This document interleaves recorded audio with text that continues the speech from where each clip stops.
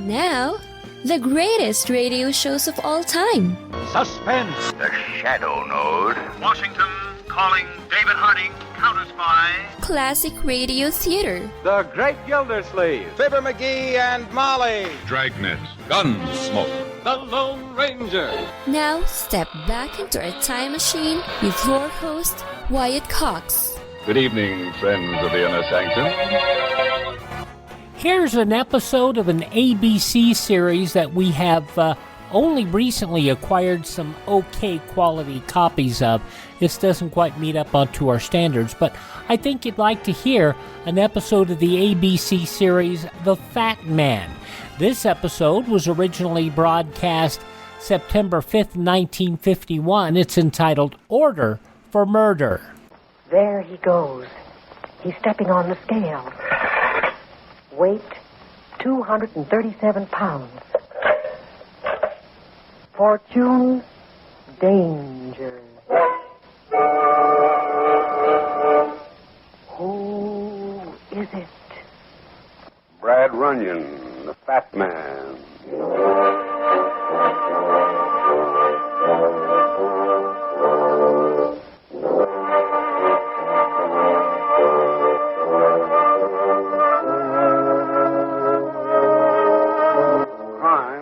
Death and taxes is always with us. As long as there are crooked politicians and ambitious racket guys, the answer will be graft. If rich women continue to be careless with their jewels, there'll be headline robberies.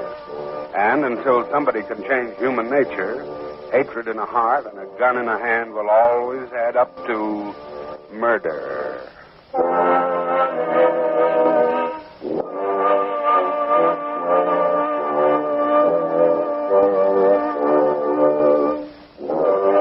The American Broadcasting Company brings you, in part transcribed, the adventures of Brad Runyon, the Fat Man, starring J. Scott Smart, an exciting and fast-moving criminologist who tips the scales at 237 pounds. Tonight's adventure, Order for Murder.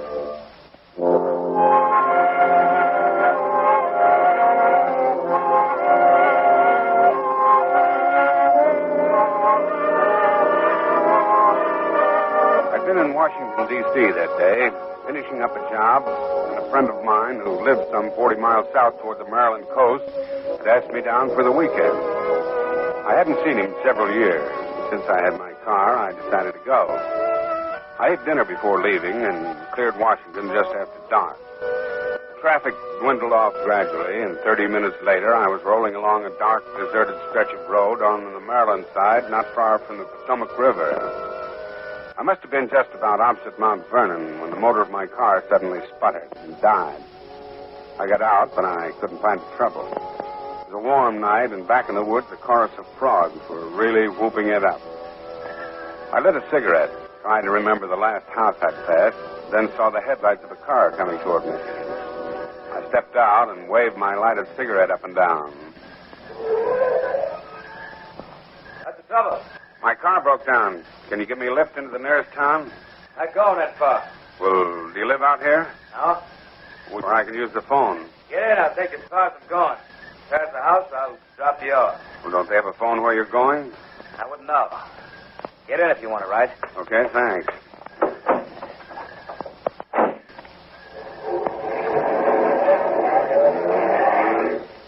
Hey, mind lighting a cigarette for me? Yeah, keep it in your mouth. I'll hold the match for you. Huh? Here you Sorry, I should have warned you about the scar. Well, I didn't mean That's all right. Come on, hold the match for me. Here. Well, go ahead. Ask me how it happened. I'm used to it. 7 years is a long time. The war? Yes, out in the island. That sweet, lovely, wonderful war. Maybe you know. Yeah, I know. Oh, it was great, wasn't it? More fun. So funny, I thought I'd die, you know?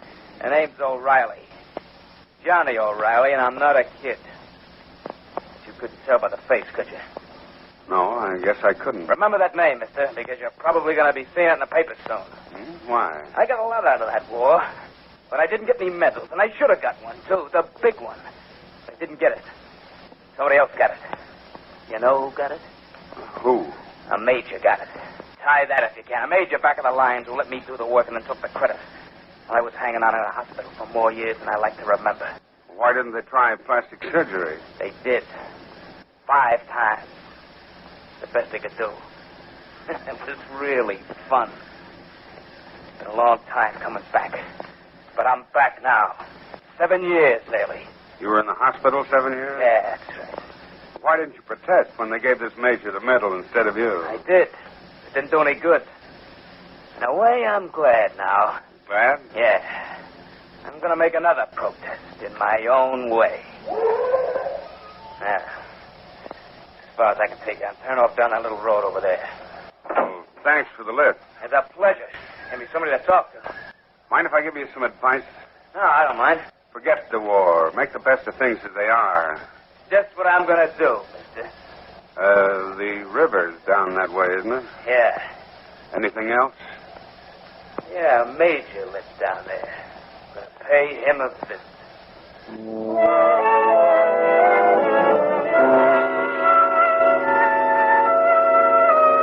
I stood there watching the taillight of his car quickly fade out of sight down the little dirt road. It really wasn't any of my business, but the guy sounded upset enough to do anything. The least I could do was to try and stop him. I wondered how far it was to the river and started walking fast down the little dark road. I'd gone about a mile when the road turned off to the right, and I could see the Potomac River through the trees. The road now ran parallel to the river, and 5 minutes later I saw the lights of a house up ahead. It stood well back from the road in a clump of trees and fronted on the river. There were no cars in sight. Beyond it, a couple of 100 yards, was another house. I started toward it when suddenly, down in the woods between the two houses, I saw the flicker of a small light. It flashed on, moved furtively around, and went out. I pushed into the woods and walked cautiously toward it.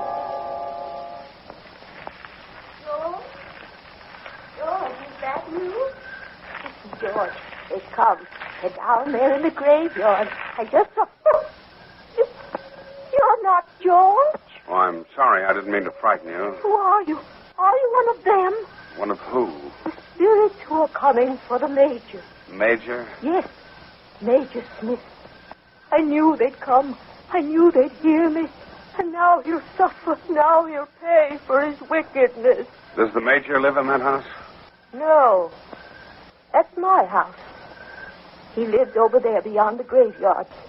At least he did live there, but he won't live there anymore.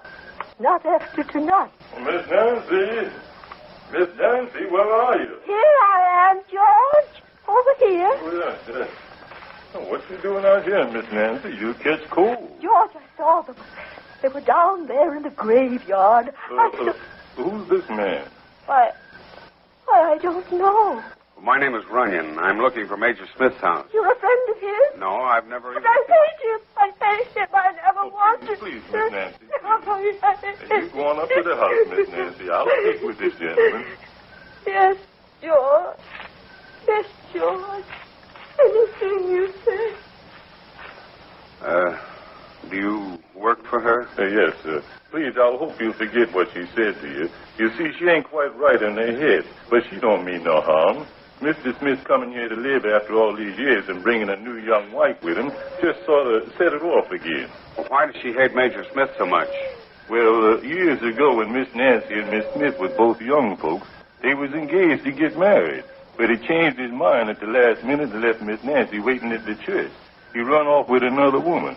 What's all that crazy talk about spirits? Oh, that's just an idea she's got. That little graveyard over there belongs to the Smith family. Miss Nancy thinks his ancestors is coming out of the ground and take him away. I see. This young wife of Smith's, she isn't the one he ran off with when he left Miss Nancy, is she? Oh, no, that one died a long time ago. This is a new one. And if you ask me, he's going to be sorry he ever laid eyes on her. What do you mean by that? I mean, she don't love him at all. They say she only married him for his money, and she'd like to get that just as soon as possible. September 5th, 1951, The Fat Man on Classic Radio Theater with Wyatt Cox. You ever make a change and then think, why didn't I do this years ago? Well, that's how people feel about switching to Medishare for their health care, especially now with inflation the way it is. People are very happy with the savings. Most families save about $500 a month when they switch. It's a huge help when prices are going up so fast in so many other areas. And Medishare's customer satisfaction rate is double that of health insurance. It's just a different experience, and people really like that. Medishare is an alternative to health insurance. It's a community of Christians who share each other's healthcare bills, and it's been going strong for over 25 years. It really is the gold standard, the most trusted name in healthcare sharing. Find out why people love it, find out why they rave about the customer service, and find out how good it feels to save some money right now. They're super easy to talk to. Here's the number, 833-34-BIBLE. That's 833-34-BIBLE, 833-34-BIBLE. J. Scott Smart, starring as the Fat Man, Brad Runyon, broadcast from WJZ in Newark, New Jersey. It premiered on the ABC radio network on January 21st, 1946, and it ran for 5 seasons. The basic concept of the series credited to Dashiell Hammett, but it was developed by producer E.J. Manny Rosenberg. Now back to the Fat Man. September 5th, 1951, Order for Murder on Classic Radio Theater with Wyatt Cox. The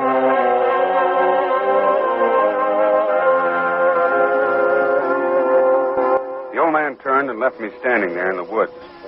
I looked down toward the graveyard, but no more lights showed in the darkness. I went back to the road and walked quickly toward the Major's house. Just as I reached the gate, I heard a car coming along the road behind me. I stepped behind a tree and waited. The car stopped near the gate. I saw a man and woman sitting in the front seat. As I watched, they melded into a long embrace. Then the door opened and the woman got out. She said something in a low voice to the man, and the car swung around and disappeared up the road. The woman turned and started up toward the house. As she came abreast of me, I stepped out from behind the tree. Oh, you startled me. Don't be frightened. I'm not going to hurt you. Well, who are you? What are you doing in my yard? Do you live here? Of course I live here. I'm Mrs. Smith. You're Major Smith's wife? Certainly. Was that the Major who just let you out of the car? You saw us? It wasn't the Major, was it? No, it wasn't. Who are you? My name's Runyon. I'm a private detective. So, my husband hired you to spy on me. All right, I'll save you some trouble. There is another man, and there always has been. I never loved Edgar, and he knew it. He was no good from the start. That's why he was court-martialed and discharged from the Army. But if he wants to get rid of me, he's going to have to pay plenty. Now, anything else you want to know? Mrs. Smith, your husband hasn't hired me. In fact, I've never even seen him. Well, then why are you here? What do you mean by... Just a minute. I met an upset guy on the road tonight, and he hates Smith. I think he may try to kill him. Sounded mad enough to be convincing. That's why I came here. Your husband at home? Why, yes, at least he was when I left several hours ago. Well, come on, let's go inside. Very well. The guy dropped me back on the main road and headed in this direction. He was in a car? Yes, but I don't see it anywhere. Oh, does Smith have a gun? Yes, he has several of them. Good. Hold it. What is it? Look there through the French doors. Is that the man? Yeah. He's got a gun. Yeah, he's covering your husband with it. What do we do? Those French doors are open. Can you enter the front door without making any noise? Yes, I think so. Okay, take your time, go inside. And go around and open the door to that room. Open it fast and loud. What are you going to do? I'll slip over by those open French doors. When the door opens, he'll turn around and I'll grab him from behind. Well, suppose he shoots when I open the door. Don't step into the room. Just bang the door open suddenly.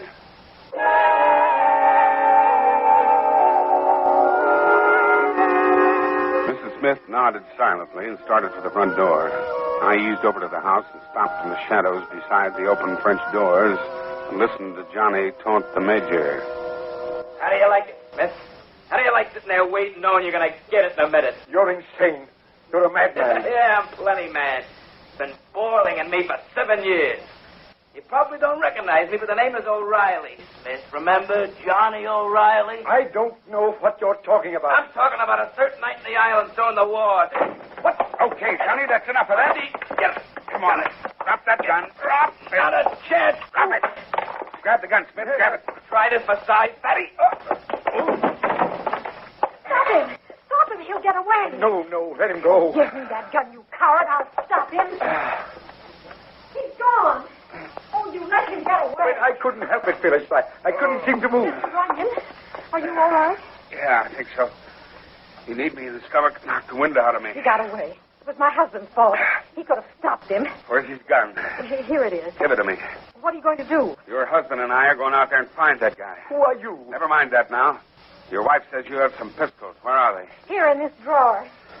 You take one and give your husband one. All right. And you stay here. Come on, Smith. Well, do you think it's wise to go out there? We've got his gun. Yes, but he might have another one. Polish up that medal you won, Smith. It's time you earned it. We left Mrs. Smith in the house and went out to the grounds. The moon had come up and we could see fairly well in the dark. We circled the house once, saw nothing, and walked down the road toward the graveyard. Here's the graveyard. Do you suppose he's hiding here? He's hiding somewhere. We didn't hear his car drive off. I think he... What's wrong? Look, What on earth? somebody's been doing some digging. The grave. It's been opened. Yeah, not very long ago either. This pile of dirt is fresh. That explains the light you saw. Yeah. I don't understand this. The coffin's still in the grave, isn't it? Yes, still down there. Why would anybody want to open this grave? Maybe Miss Nancy isn't so crazy after all, Smith. Or maybe somebody's just making room to add another coffin. Hey, hold it.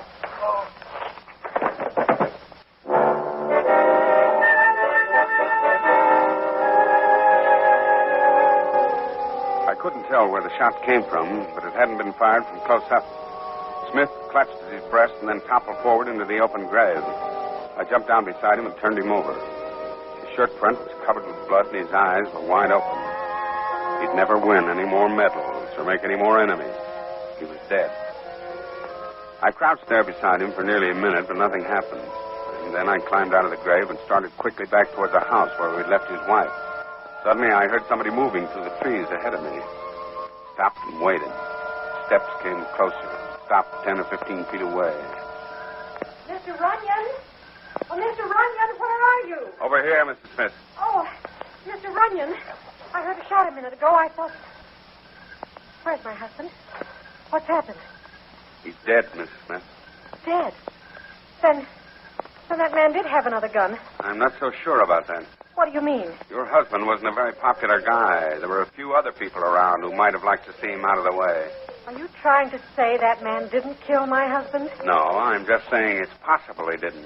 Are you intimating that I... Maybe. After all, you admitted to me tonight that you didn't love him, that you only wanted his money. Well, that's true. I never loved him. And I did marry him for his money. But that's no crime. Lots of women marry men they don't love for that reason. But they don't all have another sweetheart on the side. My husband knew there was another man. I don't think he even cared. He might have refused to give you a divorce. That may be, but you're all wrong about this. I didn't shoot my husband. You had a swell chance to do it. We left you in the house alone. You could have easily followed us. You had a gun. Where is it? It's here in my coat pocket. Let's see it. Very well. Here.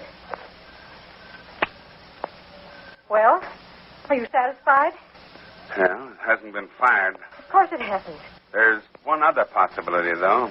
What? The woman who lives in that other house down the road. Miss Nancy? Yeah. She hated your husband and was prowling around out here in the dark when I arrived. Surely you don't think she did it. Well, somebody did it, and somebody dug up a grave over there a little while ago. She was rambling on about spirits coming out of the ground to punish your husband. Sounds fantastic. It is. But we'd better go have a talk with her. And we've got to call the police. Yes, but my husband, he's still lying out there. We can't help him now, and the police won't want the body to be touched. We can call him from Miss Nancy's house.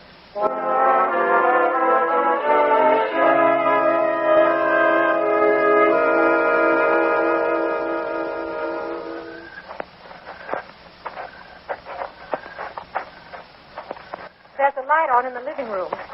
She doesn't usually stay up this late. Wait a second. What's the matter? Look over there across the road in that clump of trees. A car. Yeah, it's the one O'Reilly was driving. Well, then he's still here. It must have been he who killed him, Mr. Runyon. Come on, let's have a look at that car. Stay behind me. He may be hiding inside. All right. O'Reilly, if you're in the car, you better come out with your hands up. O'Reilly. Okay, I'm coming after you. No, the car's empty. He's not here. Are you sure it's his car? Positive. He picked me up in it tonight. What are we going to do? I've got a hunch he'll be showing up soon if he hasn't spotted us. We better get back in those trees and wait.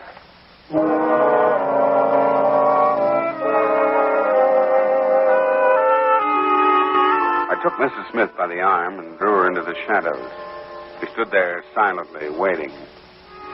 10 or 15 minutes passed, and nothing happened. I looked up toward Miss Nancy's house and saw the light was still on in the living room. Suddenly, I felt Mrs. Smith's hand grip my arm. I held my breath and waited. Then I heard it. Somebody was moving stealthily toward the car. A second later, the figure of a man stepped into view. I slipped O'Reilly's gun out of my pocket and moved toward him. Freeze, O'Reilly. I got you covered. Huh? Don't move or you'll get a bullet in your back. Now put your hands up. Okay. What are you looking for? A gun. I haven't got a gun. No, not now you haven't. Where'd you throw it away, O'Reilly? And the conclusion of The Fat Man, September 5th, 1951, along with more yours truly, Johnny Dollar, when Classic Radio Theater with Wyatt Cox continues in a moment. Veterinary telemedicine is booming. Hi, I'm Dr. Lori Teller, president of the American Veterinary Medical Association, and I know firsthand that telehealth is a valuable tool to help provide our precious pets with the health care they need and deserve. Here are some situations where telemedicine may be an option for you and your pet. If the veterinarian has seen your pet in person in the past. If you're not sure you need to schedule an in-person visit. If your pet had surgery and needs post-operative follow-up. For skin diseases and rash rechecks. When your veterinarian needs to monitor your pet's chronic problems such as diabetes or allergies. If there are behavioral issues or training challenges. Or for hospice care. It's always good to have your session in a quiet place with good lighting. If you're not sure if you should set up a telehealth session, call your veterinarian and they'll let you know. To learn more, check out avma.org/telehealth. avma.org/telehealth.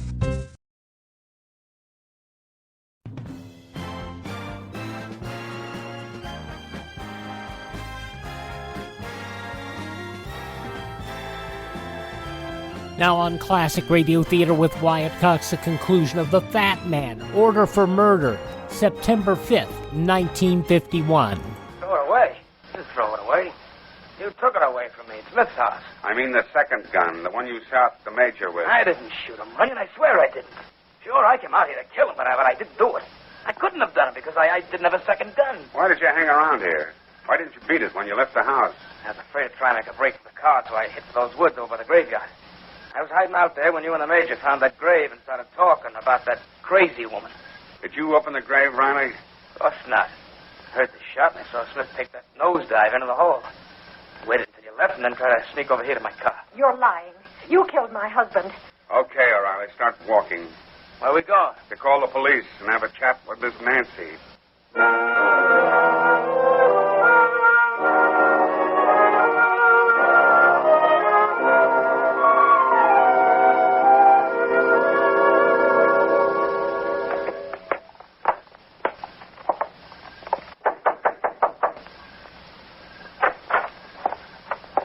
Me? Why, yes, sir.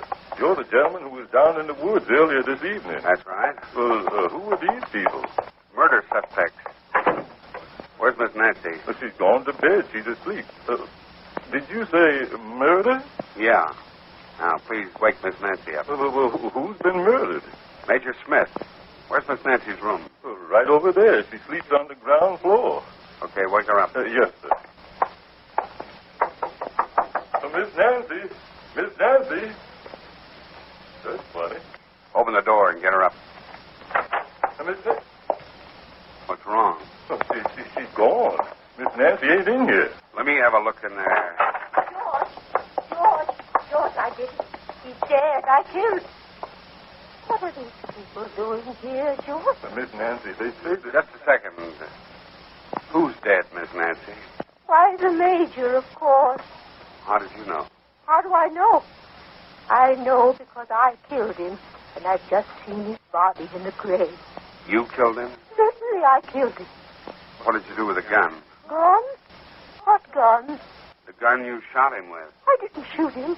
I didn't have to. For years I've been praying to them, but they wouldn't listen. So tonight I decided to help them. Oh, it was you who opened the grave. Yes. Yes, I dug and dug, and finally they were freed. I went out just now to see if they'd gotten him, and there he was, dead, and in the grave.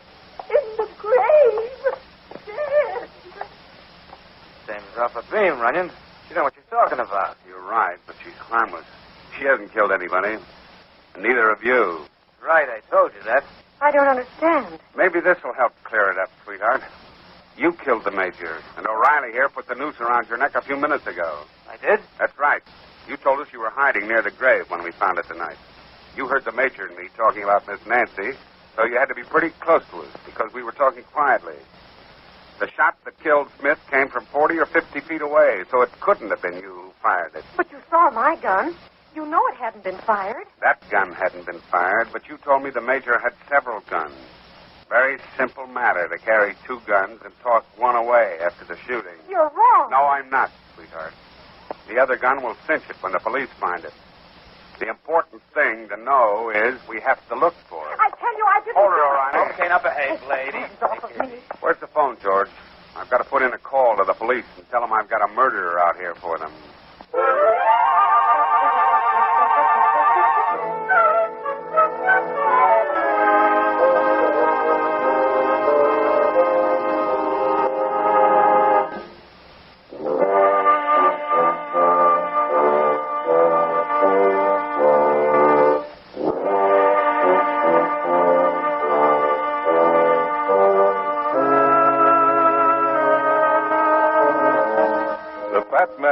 Starring J. Scott Smart, in part transcribed, was directed by Clark Andrews. The script written by Richard Ellington. Heard on tonight's show were Vicky Vola as Phyllis and Jimmy McCallion as Johnny O'Reilly. The music was conducted by Bernard Green. Listen next week to another exciting adventure of the Fat Man. So what do you think? Should I try to find more episodes of The Fat Man? Let me know. September 5th, 1951, J. Scott Smart as the Fat Man on Classic Radio Theater with Wyatt Cox. Now on Classic Radio Theater with Wyatt Cox, Part 3 of the 5-part Yours Truly Johnny Dollar story, The Curse of Kamashek Matter.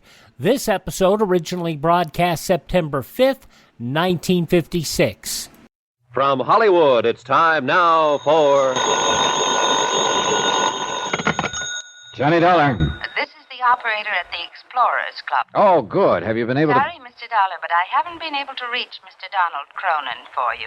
Well, hasn't he been there at all? He was in and out all morning, but he refused to answer any calls then. Since you first telephoned, he hasn't been back. Well, do you know when he will be back? No, I don't, sir. All right, then leave a message. I'll meet him there at the club. Is it very important that you see him, Mr. Dollar? It's important that I keep him from being murdered.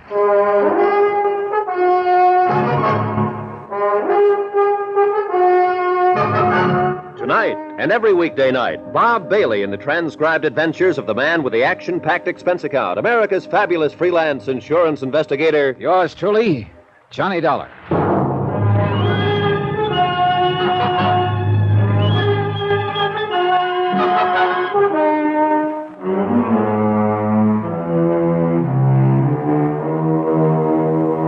From Special Investigator Johnny Dollar to Inter-Allied Life Insurance Company, Crutchfield Square, Hartford, Connecticut. Assignment, The Curse of Kamashek Matter. Expense account continued.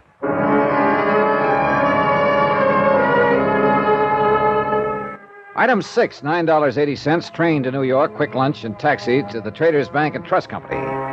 There I picked up the American Express traveler's checks that Eric Turnbull had left in my name, had left for expense money to take me to Egypt, to make sure his nephew Donald Cronin lived safely through an expedition to open the grave of the ancient pharaoh Kamashek.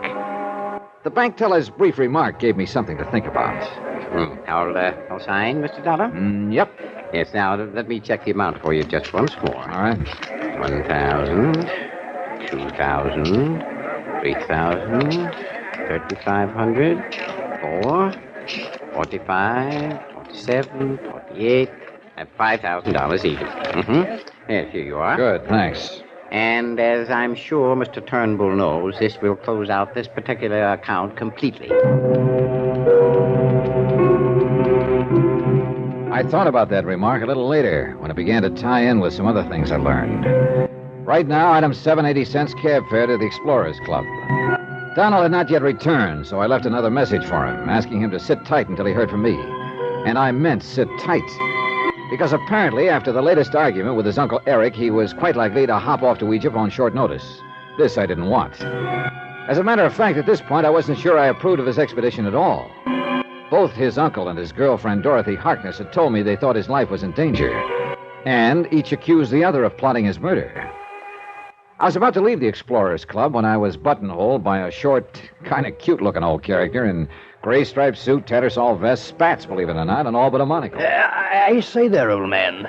Yes? If you'll pardon me, I believe I overheard you inquiring at the desk for Donald Cronin, didn't I? Oh, yes. Do you know him? Oh, I most certainly do. But excuse me, I'm Percival Thronghurst Scatterday. Mr. Scatterday, I'm Johnny Dollar. Oh, yes. Donald told me that he'd met you at his home. Tell me, do you plan to accompany him on the expedition to Thebes? Well, yes. Excellent. It should result, you know, in one of the most important archaeological finds of the century. Think of it, the tomb of Kamashek. Yes. Do you know where Donald is now? Treasures, artifacts, and that should put to shame the ones that were excavated from the tomb of Tutankhamun. Yes, I'm sure it will, but now... If history has told us the truth about Kamashek, 18th dynasty, I believe... Now, that I wouldn't know, but now, Mr. Scatterday, it's important that I reach Donald Cronin just as soon as... No. Now that I think of it, Kamashek was 12th dynasty. Mr. Scatterday, But he couldn't be, because that was the era... Oh, yes, I remember now. It was the 18th, the same period in which the great temple of Queen Hatshepsut was erected at Daya el-Bahari at Thebes, of course. You've seen that, of course. No, I haven't. Oh, magnificent, enthralling. Now, look here, sir. But now, Mr. Dollar... I've got to reach Donald Cronin, so if you'll excuse me... Mr. Dollar, please, you say you are going with Donald. You do know about the Curse of Kamashek, or do you? Yes, I've heard of it. Oh, then you'll certainly arrange not to be present at the opening of the sarcophagus. Why? Well, as I'm certain you know, all the preliminary work has been accomplished by the advance party, of course. So I understand. The antechamber of the tomb was opened over a month ago. So? Well, it simply means that as soon as Donald arrives, they will penetrate to the sepulchral chamber and the sarcophagus itself. Well? Mr. Dollar, it was engraved on the stone slab, barring the way to the last chamber, Mantak Ko Fore El, and so on. Oh, what's that supposed to be? The warning, my boy, the warning, that whosoever violate the tomb and desecrate the body of the noble pharaoh by contact therewith shall quickly die. You don't believe in those things, do you? Mr. Dollar. As I always understood it, those warnings were just put there to discourage thieves from robbing those old tombs. Mr. Dollar, I only ask that you remember what happened to those who violated the tomb of Tutankhamun. Oh, well, couldn't the deaths of the people who entered that tomb be due simply to coincidence? Or rather, things, circumstances quite apart from their having done so? Of course they could, but were they? Mr. Dollar, I assure you that if it were not for the warning of the Curse of Kamashek, I would be the first to want to enter that tomb. Instead, I have refused to go on the expedition at all. Take care of Donald. Well, that's what I'm being hired to do. And of yourself, sir. Yeah, sure. Now, sorry, but I'm anxious to reach Donald, and you say you've seen him here at the club? Yes, only last evening. He was here making some of his final preparations. Well, do you know where he is now? Yes. Well, where? At his uncle's place in Stamford, Connecticut. You're sure? As sure as I am that you've not heeded my warning about the Curse of Kamashek. But I beg you, Mr. Dollar, for the welfare of Donald Cronin and yourself. Yeah, sure. Thanks. If this were a mystery story instead of an accounting of expenditures on a case, I'd tag Percy Scatterday as a prime suspect for whatever might happen later. Like the man who tries to throw you off his own trail by suggesting that somebody else is gunning for you. But I decided he was just an old fogey who'd been turned down on the Kamashek expedition, was trying to justify his own shortcomings with the tales about the curse. But you know something? I was wrong. I should have listened to him a little more understandingly. Item 8, 75 cents, taxi to the office of Harrison and Dillman and Company to see David Wilt, the man Eric Turnbull had named as his stockbroker. The reason? The remark the bank teller had made about closing out an account. As it turned out, my timing was perfect. Sit down, sir. Sit down. I'll be with you just as soon as I finish this phone call. Oh, sure, thanks. Hello. I'm sorry to have kept you waiting, but someone just stepped into my office. If you'd rather be left alone, No, it's all right. Now, as I started to say, if you dispose of the gold medal mining stock, your holdings will be reduced to practically nothing. Yes, that's right. Well, but Mr. Look, you sure you wouldn't rather I come back another time? Very well. It's just that I hate to see what was once a very strong investment program. Very well, Mr. Turnbull, if you insist. Turnbull? Yes. Goodbye. Now, sir. Eric Turnbull, Mr. Wilt? Yes, but... Now, just a minute, sir. It was very remiss of me to mention the client's name in front of you, at least under the circumstances. Whatever I may have said on the phone just now was quite confidential. Yeah, I'm sure it was. I can only ask that you discreetly forget anything you may have heard. Not by a long shot. What's this? Who are you, sir? Dollar, I believe the receptionist said. That's right, Johnny Dollar, insurance investigator. And that conversation told me just what I came here to try to charm you into telling me. Mr. Dollar, please remember this. That was entirely confidential. None of your business. Here, my credentials. Yeah? Well? Now, you remember something. So far as Eric Turnbull is concerned, my coming here is entirely confidential. None of his business. Goodbye, Mr. Wilt.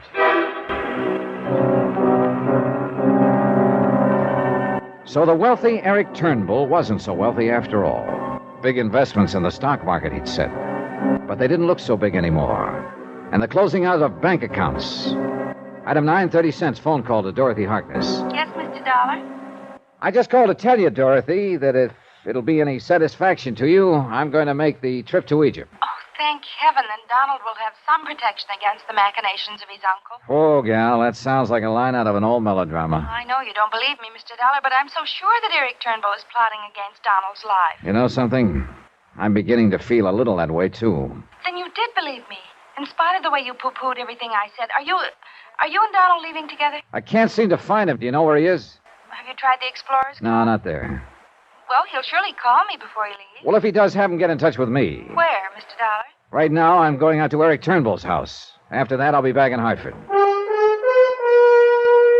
Item 10, $7 even. Train fare back to Stamford and taxi to the Turnbull residence in the hope that there I would find Donald Cronin, the real principal in this case, and the one person I hadn't yet talked to. But it was Eric Turnbull who met me at the door. Mr. Dollar, I'm glad to see you. Come in. Have you seen my nephew, Donald? Oh, no. Isn't he here? No, nor is he at the Explorers Club.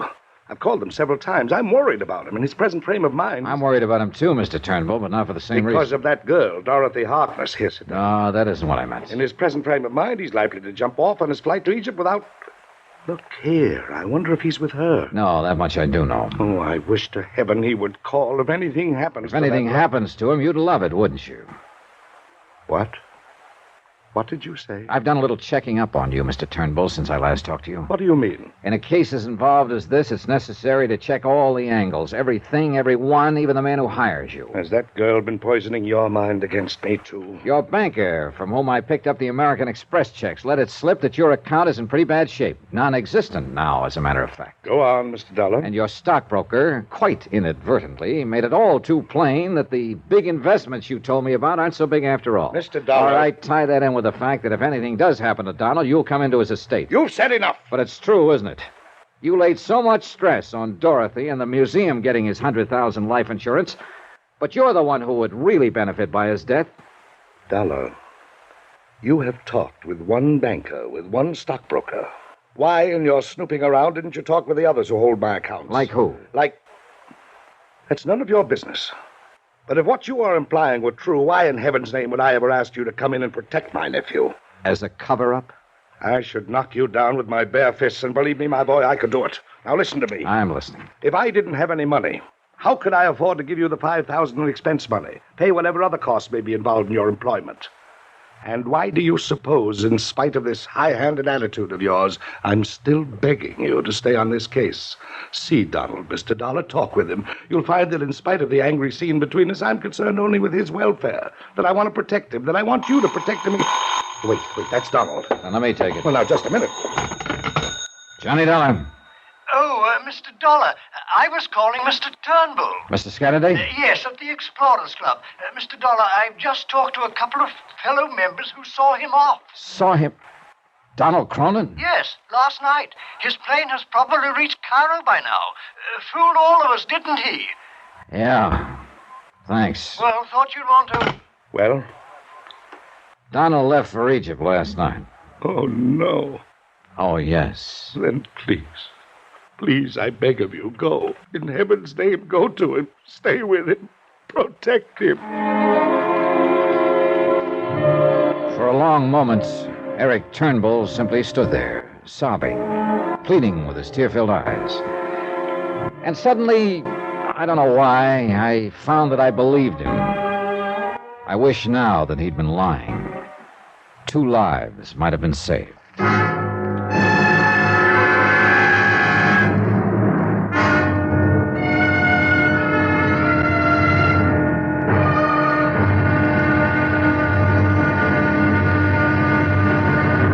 Now, here's our star to tell you about tomorrow's episode of this week's story. Tomorrow, a flight into darkness, and when day has come, there's blood on the desert sands. Join us, won't you? Yours truly, Johnny Dollar.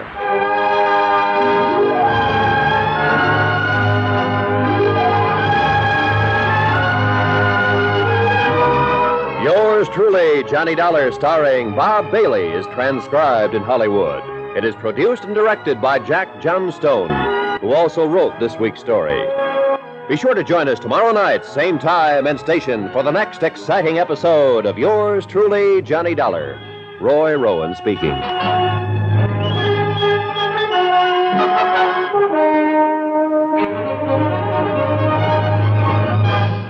And there you have it, part 3 of the 5-part Yours truly, Johnny Dollar story, The Curse of Kamashek Matter, as it was broadcast September 5th, 1956. Thank you for tuning in to Classic Radio Theater with Wyatt Cox. Please thank this radio station and support their advertisers. It's their kindness and courtesy that allows us to be with you each and every time you roll around here on your favorite radio station. Now, if you miss a day on this station, you don't have to miss a single show.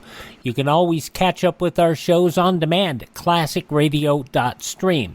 At classicradio.stream, you can stream our shows, learn more about classic radio collecting. You can find links to podcast sites and applications where you can hear our shows. You can also contact me directly and find our social media links. And if you want to help us acquire additional classic radio theater collections, use the Buy Me a Coffee link. We appreciate those who do, and we appreciate you for listening. In fact, tell all your friends the great radio shows are right here at this spot on the radio dial. Classic Radio Theater with Wyatt Cox on your favorite radio station.